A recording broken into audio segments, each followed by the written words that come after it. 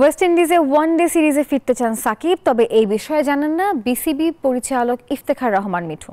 যদিও বিপিএল নিয়ে আশার বাণী শুনিয়েছেন এই বোর্ড কর্তা, শুরু থেকেই থাকছে ডিআরএস।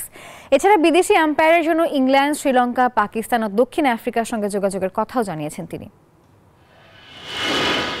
ওয়েস্ট ইন্ডিজের বিপক্ষে টেস্টের জন্য সতীর্থরা যখন দ্বীপপুঞ্জে ব্যস্ত সময় পার করছেন, তখন সংযুক্ত আরব আমিরাতে টি10 খেলতে গিয়ে সাকিব জাতীয় দলে ফেরার ইঙ্গিত দিয়েছেন। বাংলাদেশ দলের হয়ে আবার কবে মাঠে দেখব, এই টুর্নামেন্ট পরে দেখা যাবে। অথচ বিসিবির বেশিরভাগ পরিচালক জানেন না সাকিবের ফেরার কথা। ওয়েস্ট ইন্ডিজে ওয়ানডে সিরিজ তো বটেই, চট্টগ্রামের হয়ে বিপিএল খেলবেন কিনা এ নিয়েও রয়েছে অনিশ্চয়তা।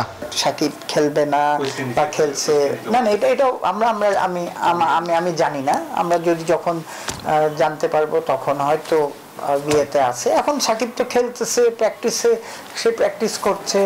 এটা হচ্ছে ম্যানেজমেন্টের decision. If they need him they will take. গুঞ্জন আছে বিসিবির বেশিরভাগ পরিচালকই নিষ্ক্রিয়।